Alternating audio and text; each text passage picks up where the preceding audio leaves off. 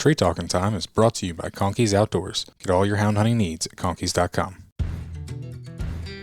Welcome to Tree Talking Time, where we talk all things tree dogs, from the smallest Feist to the largest hounds, treating squirrels to bears and everything in between. And from time to time, we might even run a little fast game.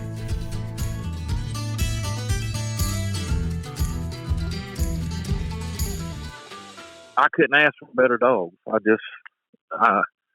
You just don't have any idea how much I mainly lay in bed at night thinking of who I'm going to breed next and what I'm going to do. And I'm thinking 2 or 3 breedings down the road kind of stuff. Yeah. It could be weird to some people, man, but I've been like this my whole life with dogs. I've had hunting dogs. I've never been without a hunting dog since I was 8 years old, and I'm 55. Oh, wow. That's pretty cool. I was actually looking a while ago because I tell people, I've been at it 24, 25 years. And so a while ago, I was like, really, how long have I been at it with squirrel dogs? So I actually looked up some registration papers. And my first squirrel dog was about 96. Okay. It was a black-mouthed cur. Just never panned out. Mm-hmm. And looking back now, probably with me. I've had a few of those. I ended up with a little rat terrier. Okay. And she done good. She nothing against rat terriers, but she was what she was. And then the next dog brought me to where I am now. Her name was Cricket. Okay.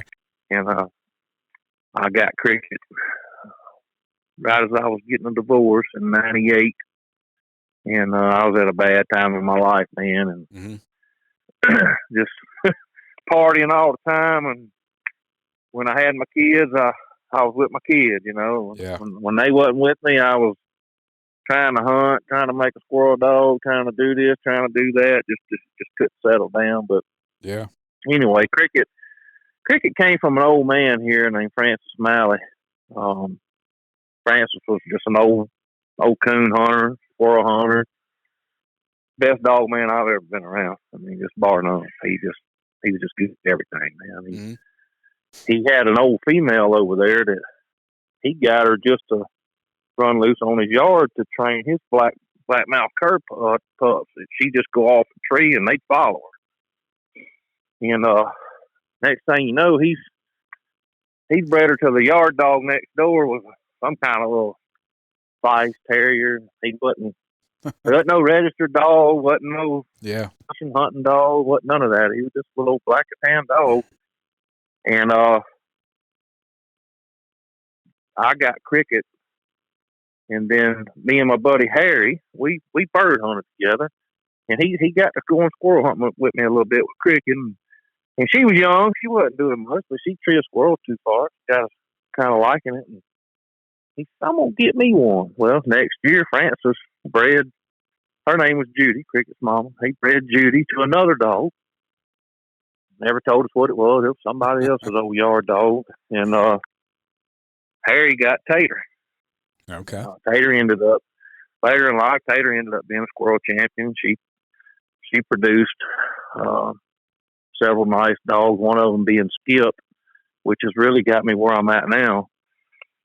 So we're hunting Cricket and Tater about this other dog that came from the third litter named Buddy. Now we had already knew about it. We heard he was for sale, and he had sold at 5 months old here for $800, and that was big money, man, for a dog. Oh yeah. And this preacher had him, and we just happened to be in the area. We pulled in and talked to the preacher. We knew him. He said, "Man, he can't bark. I want to sell him."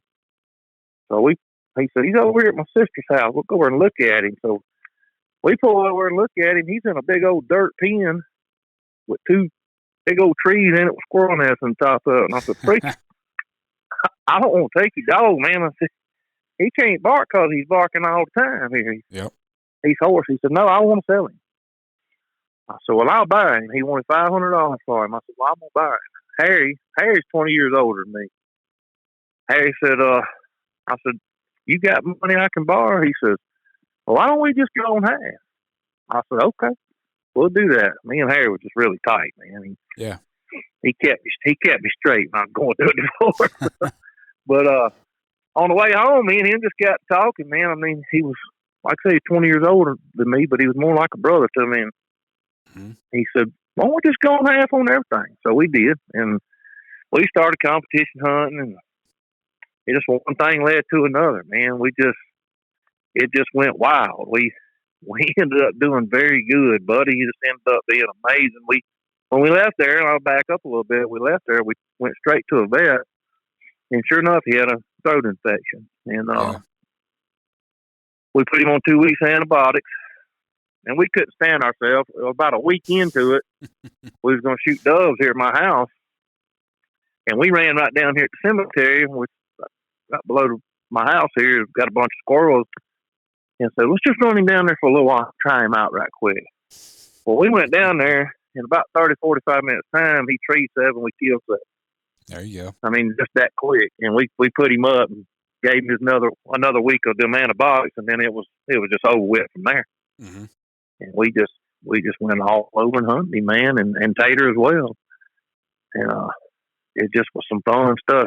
Harry enjoyed the field trials more than I did. He was a politician. He likes to sit there and jab it all up with the older folks. Yeah.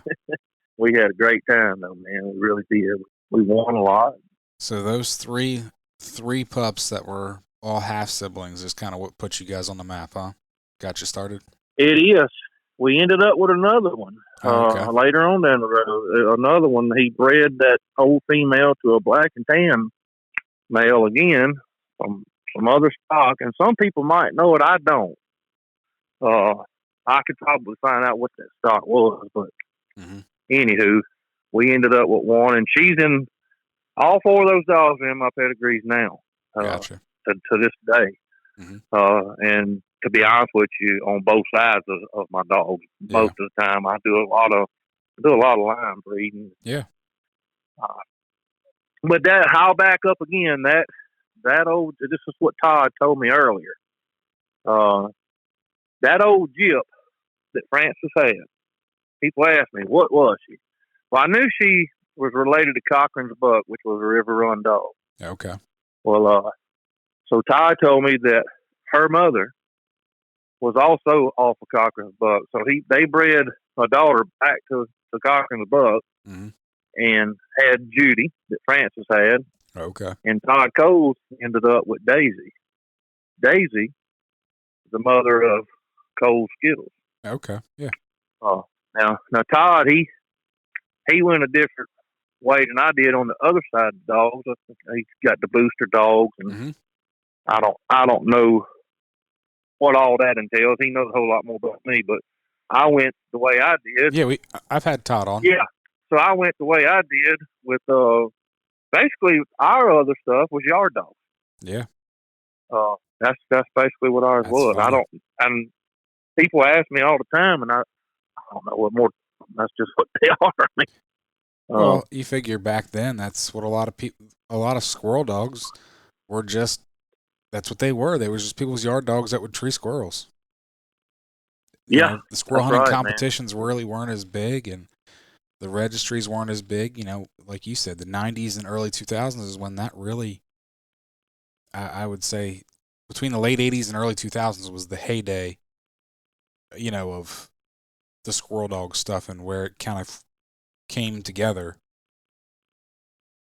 So, man, definitely. And I don't want to take nothing from people that's in the competition hunts now, because I know there's some great dogs out there. Yeah. I haven't been to any in a long time. There's obviously outstanding bloodlines and dogs. But I'm going to tell you, man, back in the day, it seems to be more dogs at the hunt. Yeah. And that's like when I say heyday, that's what I mean is more people, more dogs. Yeah.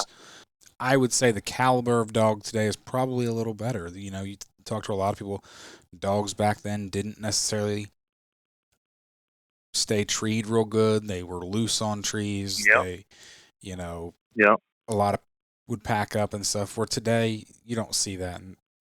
But as far as numbers, the world hunts back in the 90s, I'm sure there was probably 50 to 80 dogs at the World Hunt, you know? I remember vaguely. We won the Dexter, Georgia hunt in the ATFA, and back then that was the hunt. Mm-hmm. It really was. And that one they have in Land Between the Lakes is a good one. Yeah. And but we won the Dexter hunt that year, and man, there was a bunch of dogs in there, and I don't remember how many points we scored that morning and evening, but I think it was the most that had ever been scored. And I'm telling you right now, we looked at every squirrel. I know people these days, they ain't no way. I'm telling you right now, this dog ain't left no trees. He ain't backed off 60 feet. He ain't done nothing. We looked at all squirrels that day. Yeah. There was a guy, he wrote a book. I think his name was Stacy Osborne or Stacy something or other.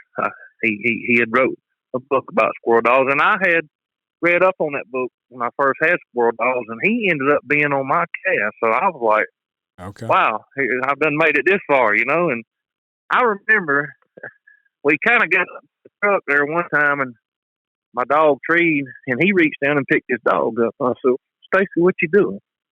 He said, I'm going to go put this dog in the truck. I said, why? He says, because them squirrels ain't never hit the ground, and your dog is treeing them, and our dog can't smell them. I said, are you serious? He said, I'm just going to help you count squirrels. And that's what we did. It was just on, man. It was just, he was on fire that day. Good deal. I was fortunate enough to be in the woods with some real dogs, man. I ain't no doubt.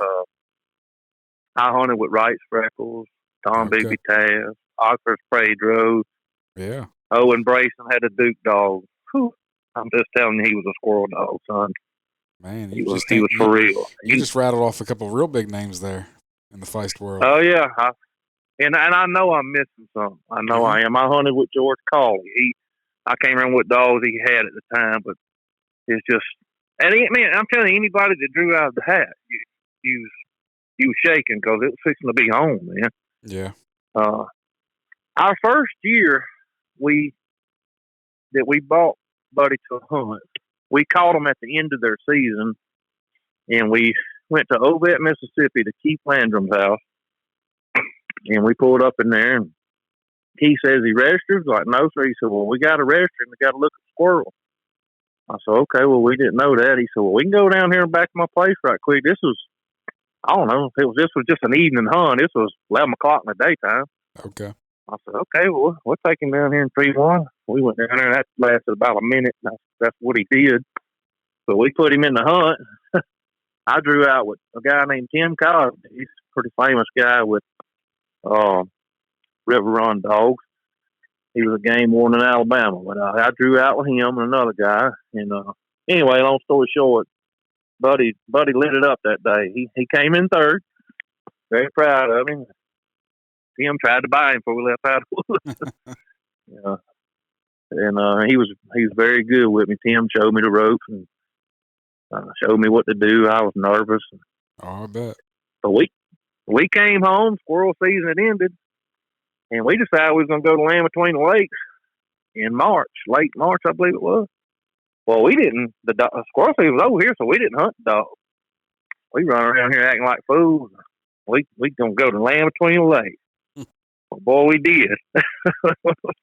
We got up there and we drew out, and we come in that morning, and I want to say I was in second place, maybe third.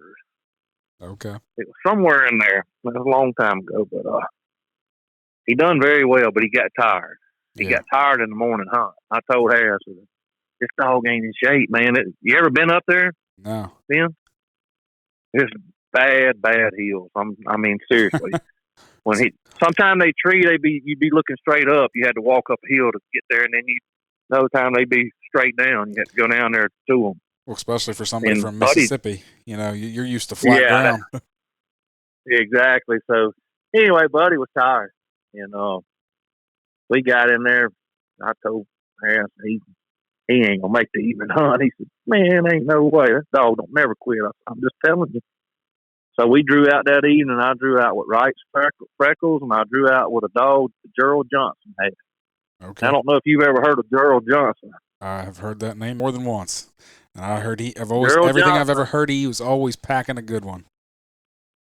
Mr. Gerald, he's a lot older than me, and I can promise you today he can outwalk me. I've never been in the woods with anybody like that guy. He was a straight up, genuine guy, just as honest as they was, man. But on the way down there, I rode with Dwayne Wright, his own Wright Freckles.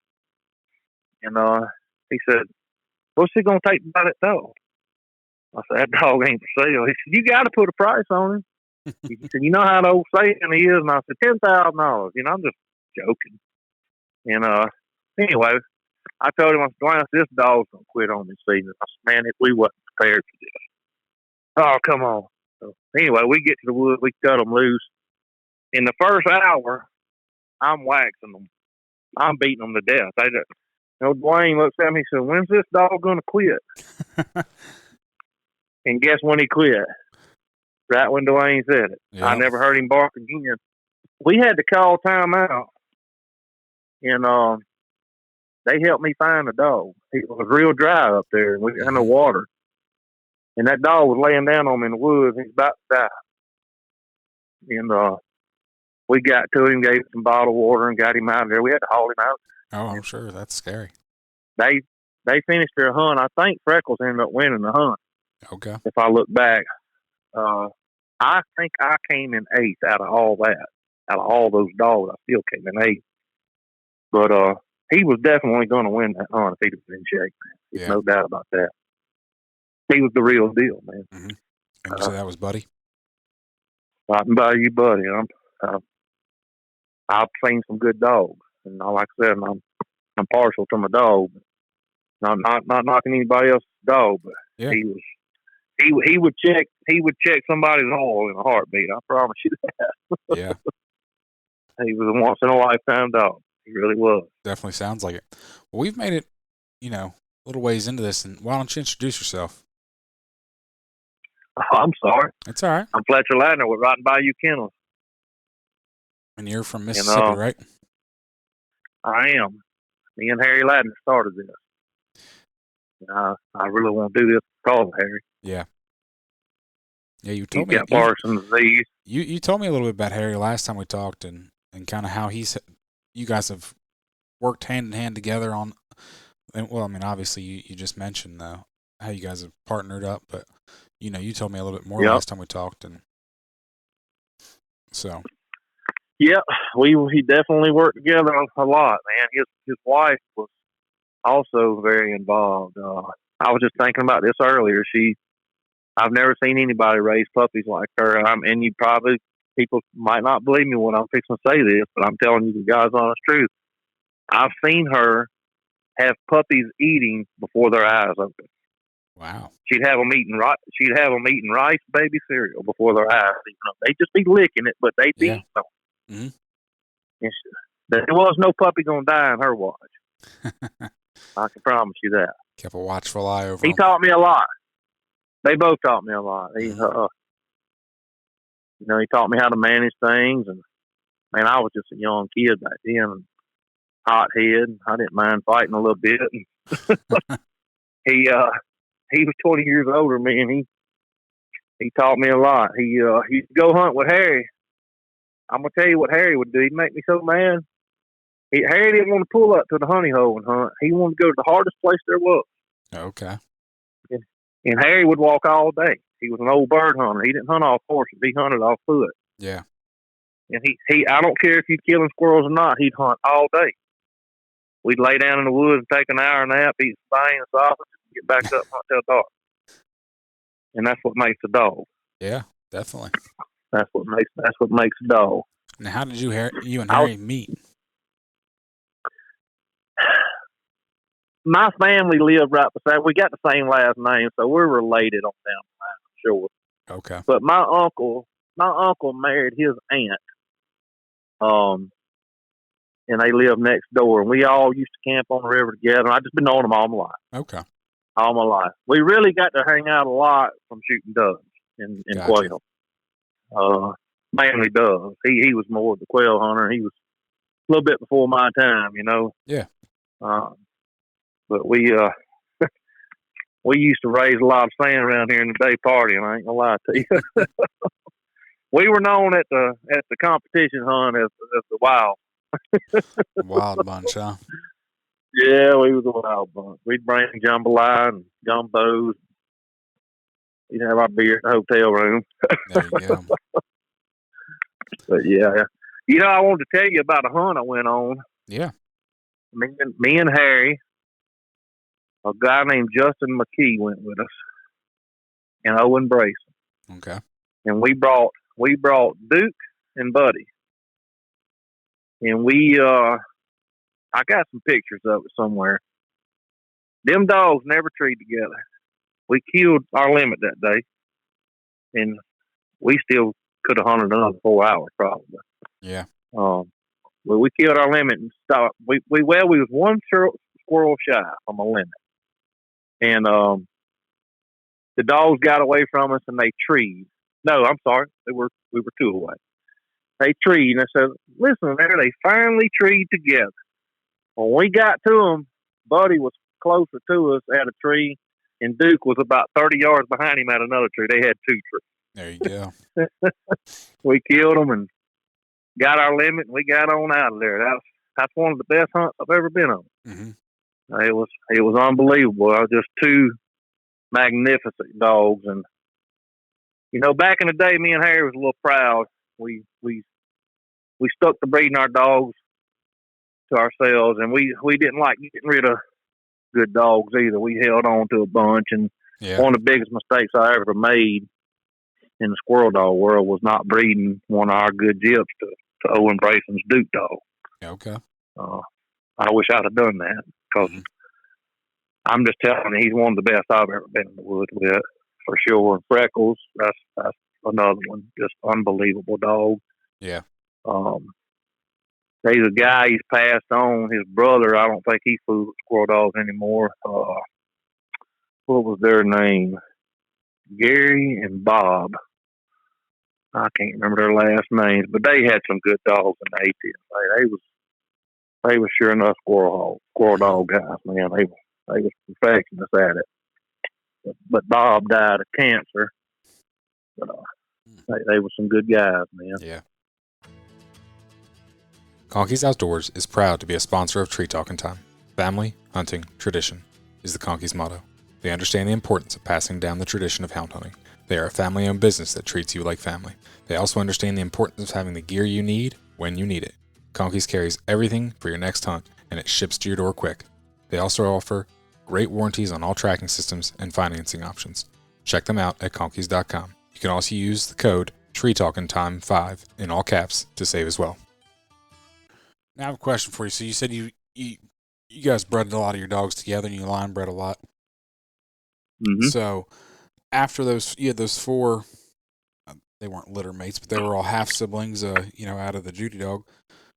What did you, where did you go from there? I mean, what else did you just breed those half siblings all together, or did you? We did. I'm glad you asked that question. We bred Buddy to Tater. Okay.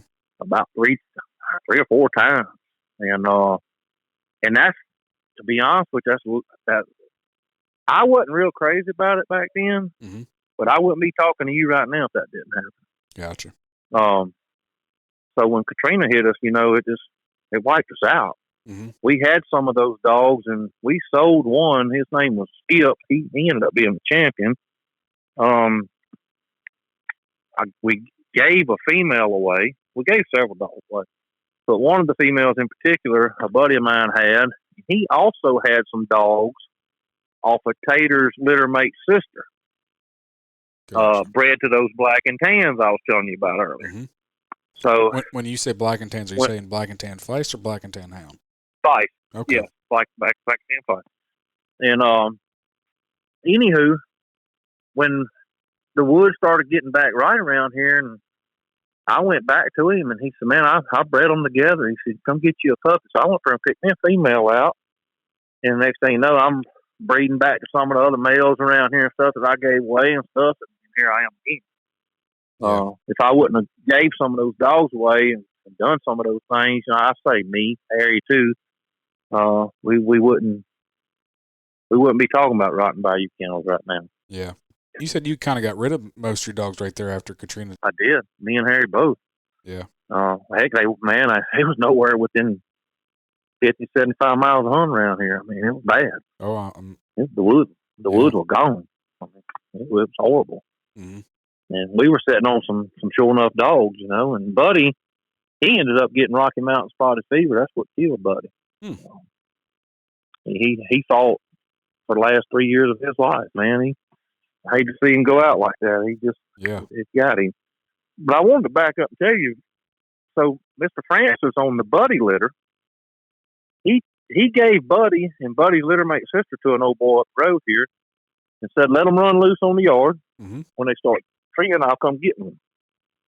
Well, him and a friend of mine went up there one day.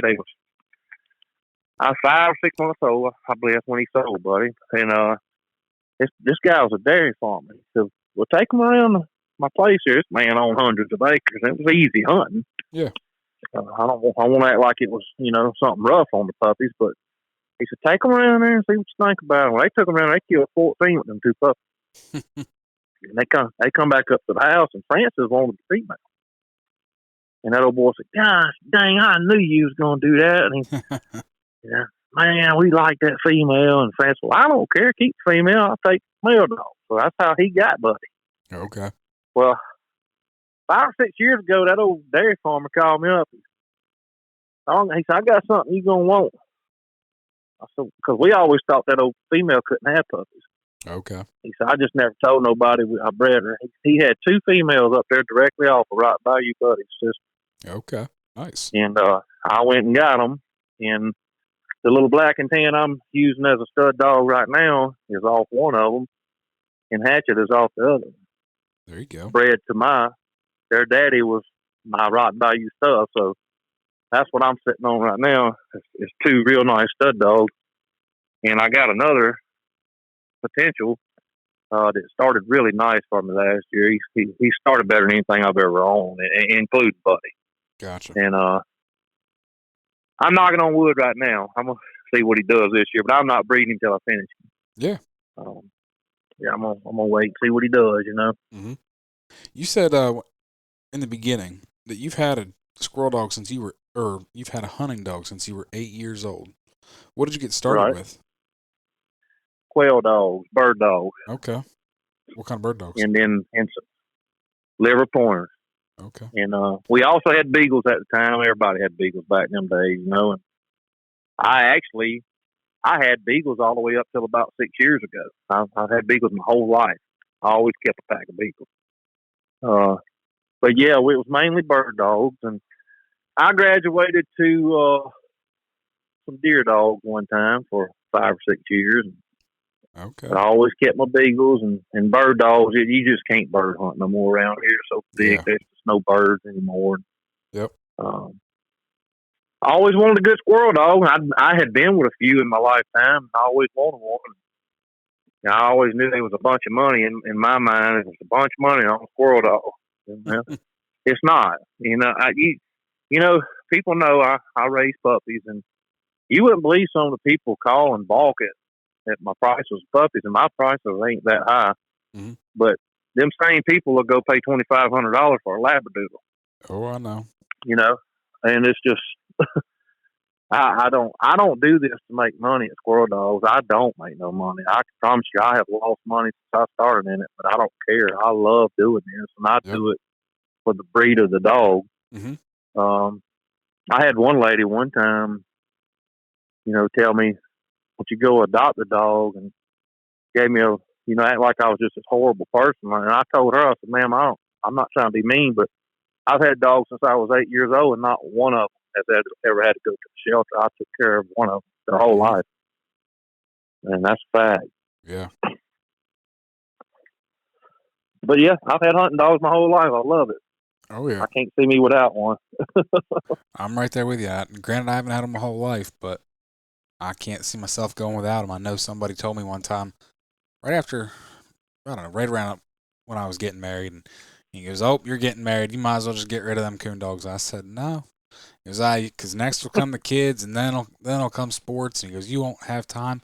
I'm like, "You're right. I might not." have a whole lot of time, but I'll make enough time to at least hunt a dog. You know. That's right. Well, I finally got some time off this year, man. I've done a lot of working over the years, and I'm back home now, close to home, and got a lot of vacation. So good. I got a good place to hunt, a good friend to hunt with. He's got some of my dogs. And we had a great time last year. Killed a bunch of squirrels on his place. We Awesome. went for 4 or 5 days, and we hunted just puppies. Mm-hmm. And he had a puppy off of one of my male dogs that he got from me, and a atomic female that he has. Okay. Just super nice little atomic female. I mean, just unbelievable. But anyway, that puppy had treed some squirrels in his yard. I think he might have popped 1 or 2 to her. We took her down there to that hunting camp, and on the 4th day, there wasn't nothing we had could relate to her. I'm just telling you, she's a squirrel dog. Good deal. It's just a natural, just fine as they come. Mm-hmm. Nah, that's awesome. You know, I was telling you I've done a lot of line bred. Yeah. You got to step out. Mm-hmm. Because you get yourself in a hole doing that, and I have. And I don't want it to be no secret because I don't care. I mean, I got some that I bred to the Ozark Feist, and I bred some to Calvin Boutille's dogs. Yeah, that's actually how I've kind of found your dogs, was through Calvin. Yeah, and I tell you what, man, and I know you've talked to him. You're not going to find a more knowledgeable guy than Calvin. I mean, he's turned out to be one of my best friends, man. He's just an awesome guy. Yeah. He's brilliant when it comes to breeding and pedigrees. He's a wealth of knowledge, and anybody wants to know anything about squirrel dogs, you talk to Calvin. So he's the man, that's for sure. Mm-hmm. Definitely. He's definitely the man. I think the world of him. I got a little female here off of his Cass dog and my Layla dog. And Layla is very, very line bred, and I'm pretty sure Cass is very line bred on his side. Yeah. And this little jip turned out to be a nice jip. Well, I got her bred back to my black and tan male that's off Rotten Bayou Buddy's sister. Okay. So I'm looking. I'm keeping 1 or 2 of them for myself. Oh yeah. For sure. Yeah. I'm looking forward to that. Even just having, getting Buddy's, nieces back, that dairy farmer, that's a nice little bit of an outcross. Not necessarily an outcross, but kind of goes back to some other blood that, you'd kind of bred away from a little bit. Yes. He put me in heaven when he did that, man. I mean, I couldn't thank that guy enough. I'm telling you, I've gave him a few puppies since then, and I'll give him puppies till the day I die. Yeah. I mean, I can't thank that man enough for doing that. I mean, that's how much Buddy and that whole bunch of dogs meant to me, man. They mean a lot to me. I was telling Todd a while ago, and this is the truth. A lot of people call me. My word means a lot to me, man. It really does. And I tell people, these ain't the best dogs in the country, but I tell you what, they suit me. Yeah. And I like them. And I'm gonna go down smoking with them. I'm gonna breed them till I die. There's a bunch of good bloodlines out there. There is. We've done named a bunch of them. Oh yeah. There's some good people out there, man. Good dogs. It's just according what you do with it. You got to wear some boots out with them. That's for sure. Oh yeah, definitely. I don't have it in me like I used to. I could have better squirrel dogs than what I have. I got 7 or 8 dogs down there right now, and people call me all the time. Well, does mom and daddy, are they hunting dogs? Yeah, I've killed some squirrels with some, and I ain't killed thousands like I used to because I just don't have that in me anymore. Yeah. I got a couple of them here that I hunt pretty regular, but I don't hunt all of them. Like Layla, I don't want to go hunt Layla because she's been the best brood jip I've ever owned. I'm scared. I don't want nothing happening to her. Mm-hmm. I mean, I know that might sound crazy to some people, but she has nothing to prove. She's proved everything. She's done everything. She's the best dogs I've ever had. Period. Having a good reproducer, whether that be a male or a female, is something, because you can have a great hunting Yeah. dog, and they cannot necessarily be the great reproducer. I've heard many times where people say, "Oh, I had a pair of sisters or a pair of brothers," and the better dog wasn't the better reproducer. It's funny you said that. It reminded me of something I really wanted to tell you, and I hope people don't get mad at me when I say this, especially Harry, but I'm gonna say it. Buddy wasn't the best producer. Mm-hmm. Buddy, he produced some nice dogs. I seen him produce a couple. One for sure that was better than him, but he just produced some mediocre dogs. But I'll tell you what, now them mediocre dogs right there has produced some sure enough dogs. It's funny how it's like the horse Secretariat. Mm-hmm. His daughters produced the best. Yep. The best there was. Secretariat didn't really produce much. Yep. No, I've heard that, and that's what, from a guy. I had a really long conversation with him one time, and we were talking about how some dogs, they might not reproduce well themselves, but their puppies a lot of times will. So we was on a hunt one time, and we had yet to get a win on Buddy, man. It was always second, always this, always that. It was always something. And we went on a hunt, and Harry brought Tater. And Francis actually showed up at this hunt to breed Tater's littermate sister to a dog from Louisiana. And he was going to go out on that cast and watch this male dog. Well, Tater drew out against that male dog. And Buddy, we drew out with somebody else. We went one way, Harry and then went the other. We come back, and I remember Owen Brayson coming up to me. He said, "How'd you do?" And I said, "I won this hunt. I had this many points. I can't remember. It was a bunch of points." He said, "I hate to tell you, but you didn't win." I said, "There's no." He said, "No, there's another dog came in with more points than you." I said, "You lying." And my friend showed up with a puppy off of our dogs. So Tater won, Buddy got second, and my friend's puppy got fourth. Nice. But you know what, man? Even though Buddy didn't win, that's the proudest I've ever been in a hunt, because nobody expected Tater to do that. And Tater was a squirrel dog, man. Mm-hmm. She was something. She was something else, man. She was a nice little dog. Yep. She sure enough beat me that day. That was a good day. It was a real good day. We had some good times with these dogs, man. Oh, Harry, man. Oh yeah. They brought us all over the country and met a lot of friends, man. I'm sure. Still got friends. Got a lot of friends to this day, man. I can name a pile of them. Bill Yawn, Jeffrey Woods for sure. He's been with me from day one, man. He's been a real good friend, you know. Owen Brayson. I can go on and on. I've met a lot of other friends through this stuff, you know. Yep. It's been awesome, man. It really has. Oh yeah.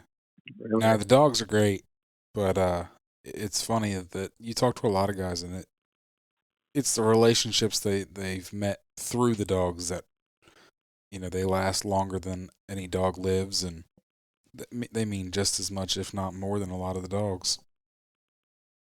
Yeah, no doubt. Like I would imagine you would say that your relationship with Harry means more than any dog.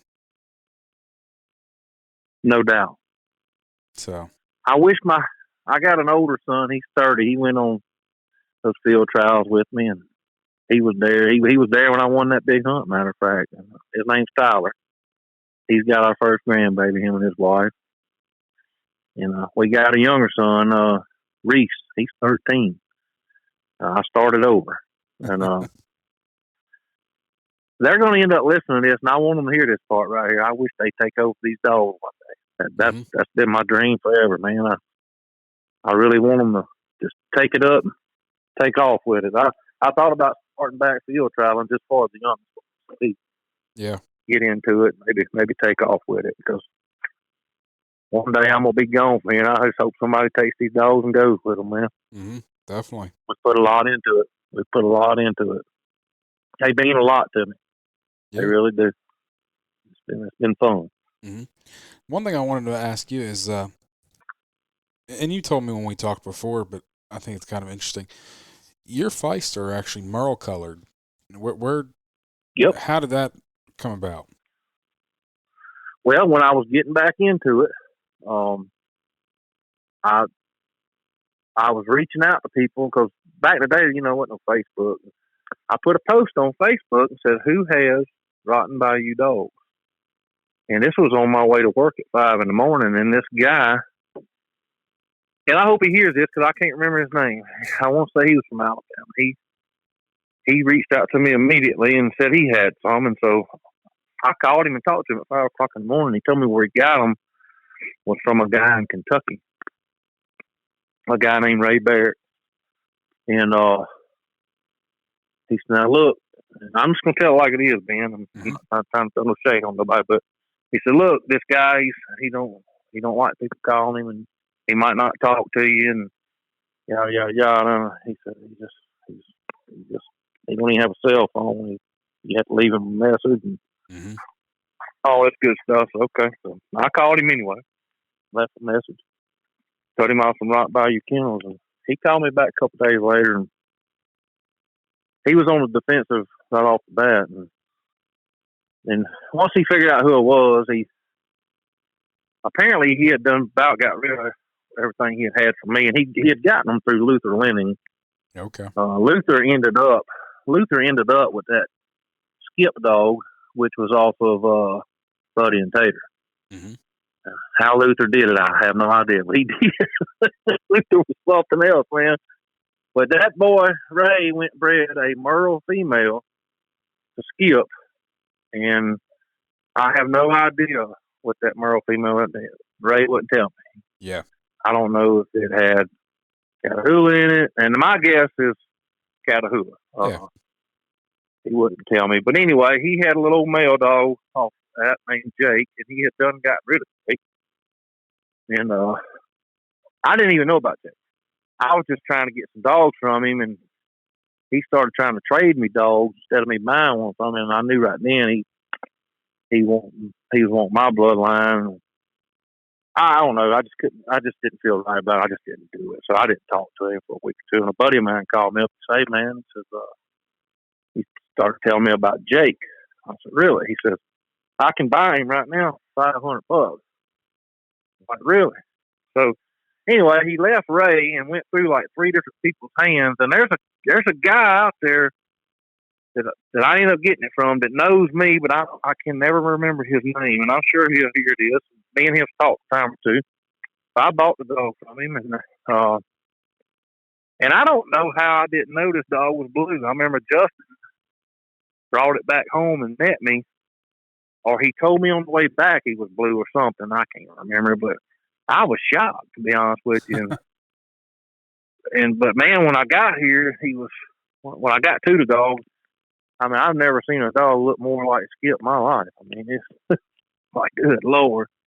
I bought him for the bloodline. I didn't buy him for no blue.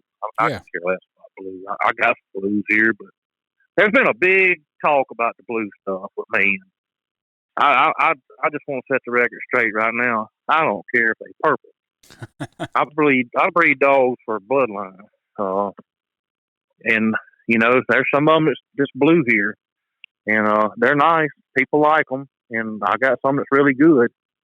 But I got way more that's not blue. Yeah, I'll tell you that.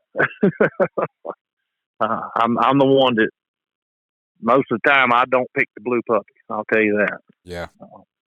But each their own. But I'll give Ray some credit. He's the one bred Jake up with the female. Jake done very well over my females. Now I will say, when I bred Jake to one of them old females that come off the buddy system, I got Hatchet.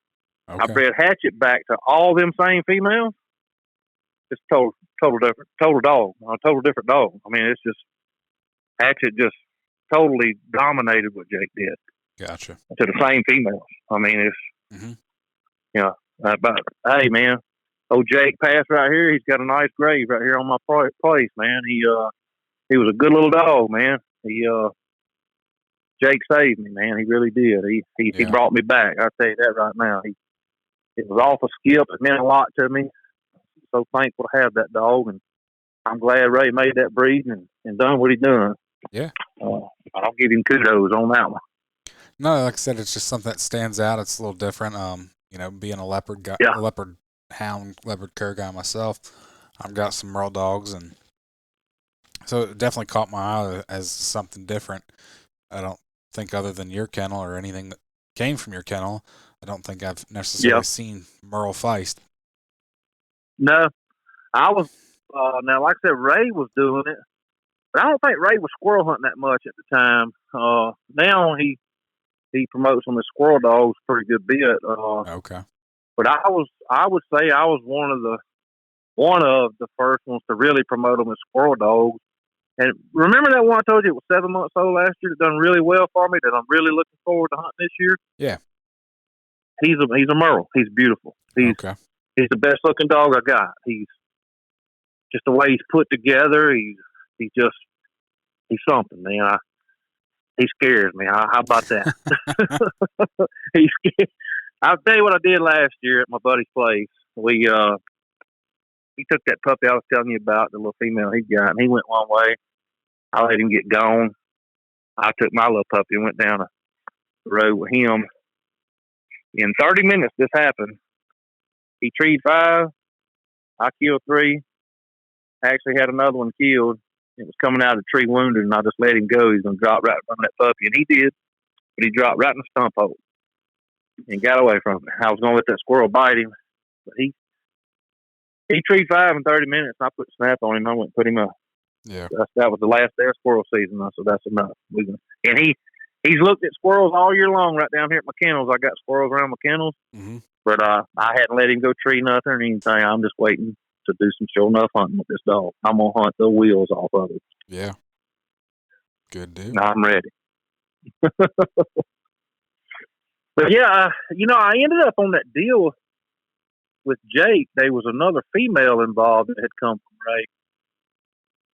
And she didn't have none of my bloodline in her. She was a red merle. Uh-huh. And she treated a squirrel, but she acted just like a blue heeler. She would walk like one, had eyes like one. You know how a blue heeler just stands real still a lot and just examines things? That's what this dog would do. So I don't know what he had there.